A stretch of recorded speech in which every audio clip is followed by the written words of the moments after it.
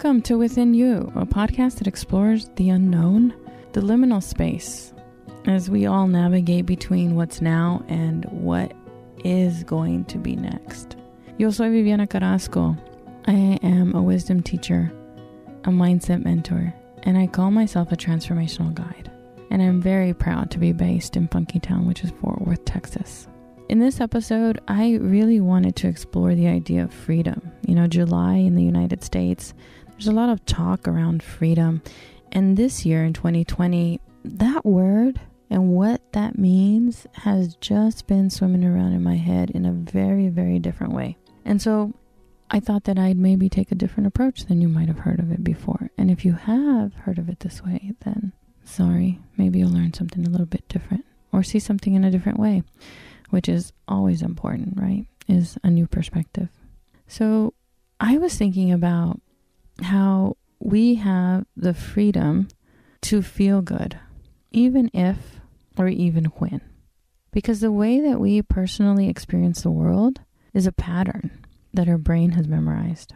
And if we're not experiencing the world in a way that we want to, we can train our brain to change that pattern. A lot of times I know that I have felt weighed down by the expectations of others, maybe by the expectations of my to-do list or the I'm not doing it list, and that doesn't make me feel free and it doesn't make me feel good. So I wanted to share a couple of ways that you might improve your freedom to feel good.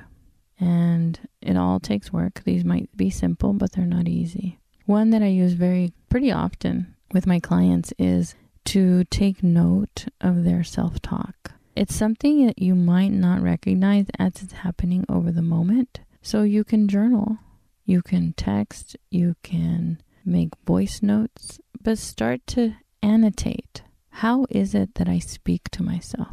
And then look over it. You might find that if you're kinder, that if you're a bit more compassionate with yourself, it will give you a little bit more space and a little bit more freedom to go towards what you want and what makes you feel good. Even if it's not perfect, even if it doesn't feel exactly right, whatever that even if or even when is for you. The other thing that comes up commonly with my folks is that we, and I say we because I tend to do it too, this is one of the things that I've learned or trained myself mostly out of, but it always comes back because it is a human tendency. We focus on what's wrong instead of what's right. So the shift in this is maybe to focus on what's right about whatever's going on. And know that this is tough work. This is something that you are literally breaking the pattern of your brain, and not just your personal brain and your personal experiences, but the way that we have evolved as a species. So neuropsychologists typically call this the negativity bias. And the way that I like to describe it most, or my favorite metaphor for it is, it's the difference between Teflon and Velcro. So the happy, great things that are going right, experiences of our lives, the moments that can become $1 million moments for us are like Teflon. We get them and they slip away. Like they just disappear. They are not sticky. They don't stay with us. And then they are the painful moments. They're like Teflon. And they happen for a really good reason. Like if I were to touch a hot stove, I'm going to immediately experience so much pain that my synapses are going to rewire in that moment, and I will remember not to touch that stove again. That is what this system, that is this humanity that we are living in. That's how it's built for us. Pain teaches us faster than pleasure. And there are some interesting quotes, and it varies depending on which relational person you're listening to, but it can be anywhere from 4 to 6. I don't know, even let's just say 10, we're going to make this up, but 10 to 1, positive to negative. It has to tip the scales on the positive side versus the negative side for you to have a long-standing relationship. So this is something that you want to work with for yourself because you want to feel good, but you also want to feel good in your relationship. And if you are really only remembering the Velcro, those painful, not so happy moments of when maybe your significant other didn't pick up a sock off the floor instead of, that they bring you coffee every morning because you forget that. You're designed to do that. So you have to train yourself around that. Tip the scales in the opposite direction. Train yourself to remember what's right in your life so that you can feel good. That is why I'm just talking about freedom, the freedom to feel good. We have the freedom to feel good, but it's going to take work to get us there because we're going against our nature. And the other thing that I want to mention is we also have the freedom to travel in a certain direction. And if you're really focused on what's going wrong versus what's going right, you're more than likely also moving away from your fear. So it's a very specific way to travel if I am focused on what I'm afraid of and I'm going away from it, rather than looking on this other side and saying, this is what brings me joy, this is what I love, and this is what I want to go towards. So as a really quick mental exercise, you can do this either handwritten on a piece of paper or just, pause and reflect a little bit. What is it that I want more of in my life? One of the things that I always write on that list is sunshine. I love sunshine. And as soon as I'm finished recording, I'm probably going to get out of this room and sit in the sun if it's sunny outside right now, and it was when I came in here. What do you want more of? Focus on that. Move in the direction of your wants and of what brings you joy, rather than being focused on what's wrong. It'll change the way that you make decisions. The second thing that I'm seeing that I really want to bring up with you and share is that you can be joyful despite feeling sad. You can be joyful even if you're angry. And the easiest way for me to sort of describe this in my own experience is recognizing that joy is an inherent trait that I can tap into. It is something that's always with me, versus happiness, which is more like a fleeting emotion. It's like the clouds that are in the sky that pass by. And so it comes and it goes, and it comes and it goes. But joy is a close relative to that inner stillness that I can tap into. So it is below the feelings. It is in addition to the feelings. Allow yourself to feel joy, even if you're angry or even if you're sad. Allow that joy to be something that you can tap into. One of the people that I like to listen to is Esther Perel. She's a couples therapist who grew up in Belgium, and she's the daughter of Holocaust survivors. And she tells the story in a lot of her work about the two camps of survivors after the Holocaust. There were people who survived the Holocaust and who are not dead. And then there are people who survived the Holocaust and are fully alive.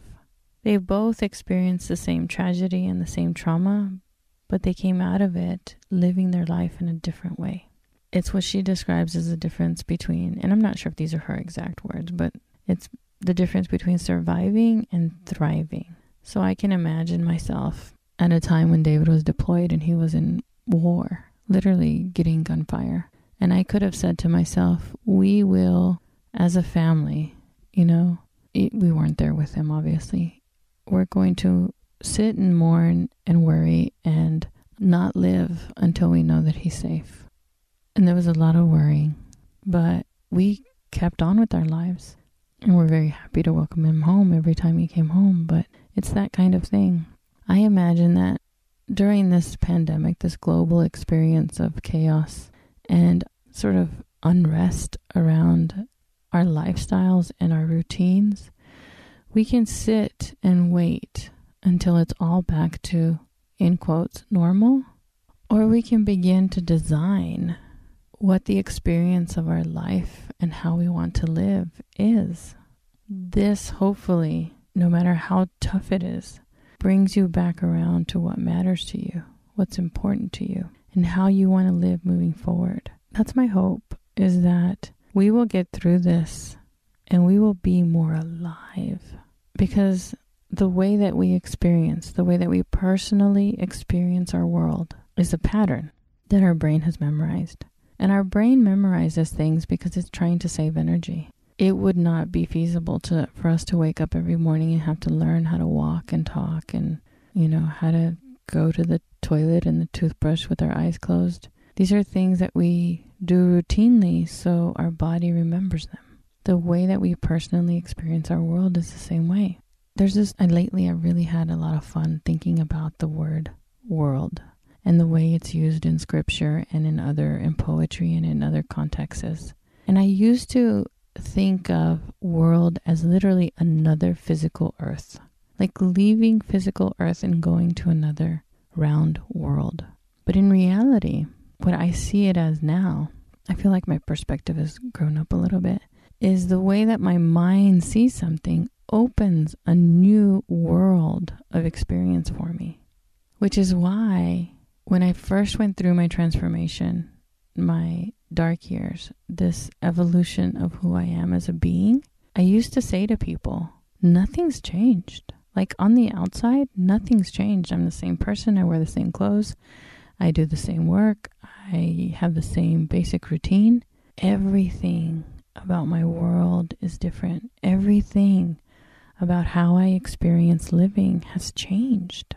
And this is the opportunity that you have in every moment. In every moment is to see the pattern of how you are experiencing your world and decide, is it giving you the freedom to feel good or not? And if it's not, do something about it. In my mind, I can hear you saying, I don't know what to do. Oh, you wouldn't say it like that. I wouldn't even say it like that, but help me. My ladies, they say, put some shoes on that, Vivian. I love it when y'all say that. And here's the way that I do it. And I do this literally as a daily routine. It is a daily ritual. A daily ritual for me to find something good in my world. And the way that I do it is through an app that's called Leap. It allows me to sort of upload like a daily picture or a 1-second video. And so throughout my day, every day of my life, for the last few years, I have been on the lookout for joy. I've been on the lookout for awe or wonder or beauty. I've been on the lookout for something that I want to remember about this day that made it special for me. And I really enjoy those videos as they come back. You know, I'm looking forward to the one that I'll reflect on at the end of the pandemic. So that's a way for you to do that. You know, look for the joy in your life with a tool like that. You know, we always have our phones with us. Make it something that you are on the hunt for. What is beautiful? What is awe-inspiring? What is something different about my day today that makes it special? The trick about that, I want to say it up front, is if you miss a day, do not chastise yourself. Do not be mean to yourself. Begin again the next day and the next day. And if you forget for 4 days, start over on that 4th day. Like, be kind to yourself about this. Don't be mean about it, okay? You will begin to remember every day because it is something that you routinely come back to and come back to and come back to.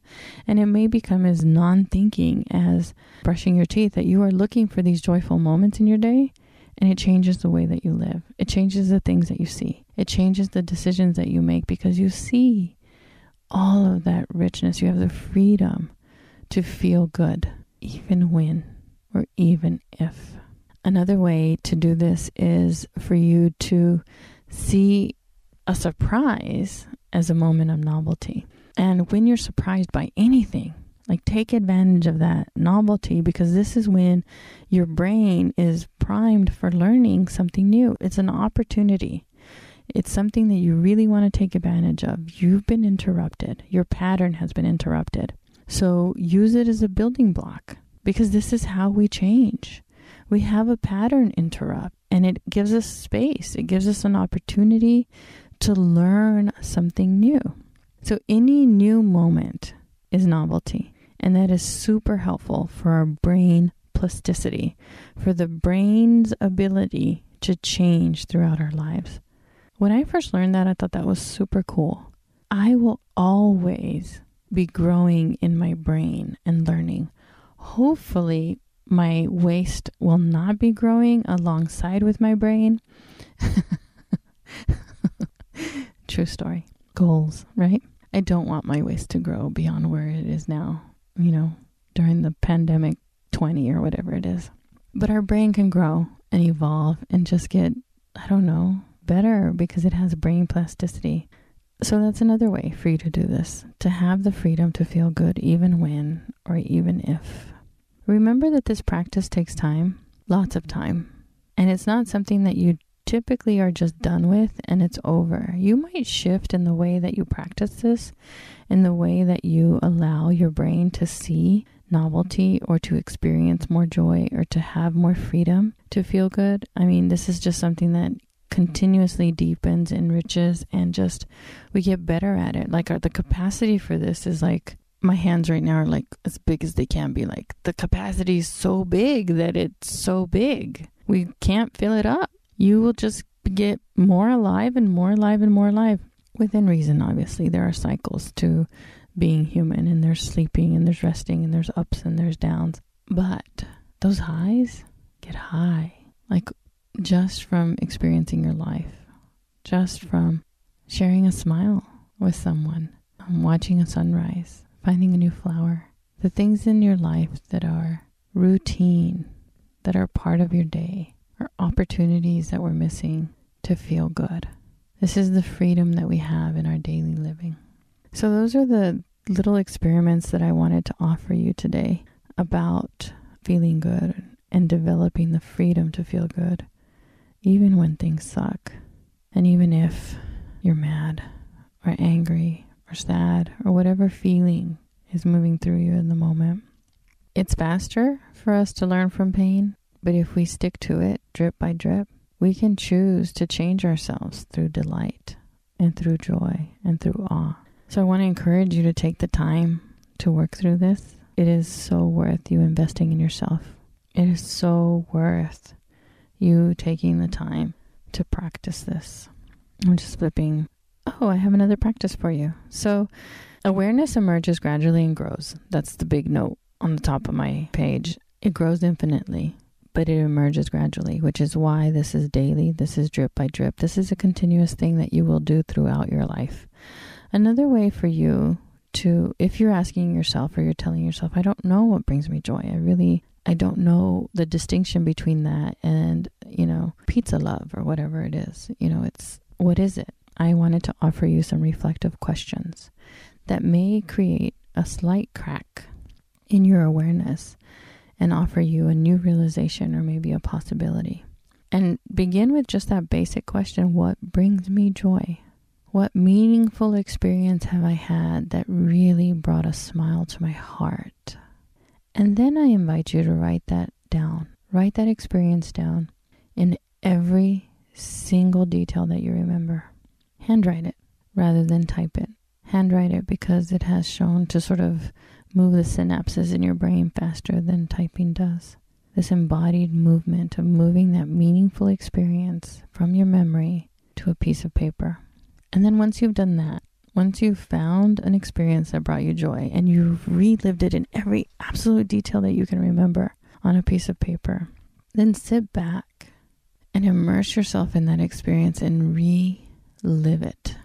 The interesting thing about our brain is that it doesn't know the difference between this visualization, this remembering, and an actual lived experience. So we can take advantage of that little tweak and relive a meaningful moment. I got that from some research. I wish I had wrote down which researcher it was. I think it was Happier.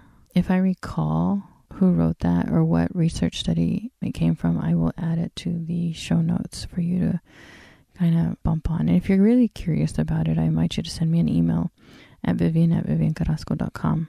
But relive a meaningful experience because it'll install it in your brain. It'll begin to rewire your neurons. And that's what we're doing, is we're breaking the pattern of how we personally experience the world so that we can live it with more joy, so that we can have the freedom to feel better. The other thing that I made a note of is that in the moment, throughout your days, just notice what brings you joy, what brings the love out of you, what brings the love through you, and then annotate it, note it, and then maybe repeat it. Because what we're doing is we're cultivating the joy. It's like we're gardeners of our hearts, right? And we're learning to feel, we're learning to pay attention to ourselves so that we can have the freedom to feel good. These may be simple practices, but it's not easy to be present. It is training. It is intense, but have fun with it. Over the years, the folks and I in Within University take these seasonal journeys of discovery. And in 2019, there was one that was specifically called Journey to Joy. And some of the tools that we used in that journey are the things that I've shared with you today to train your brain to recognize the simple joys of your living. Train your brain to recognize the simple joys of life. To adopt any of these practices, play with them, practice like a version of them. The only way that we learn, the only way that we can install this shift in our brain is by doing it. It is through experience, repeated over time. You're not going to improve your freedom to feel good by reading about it or by listening to me. You're going to do it by experiencing it. It's like trying to learn how to swim without ever getting in the water. That's not going to happen. You're not going to learn how to ride a bike without getting on the bike. And that's the same with this.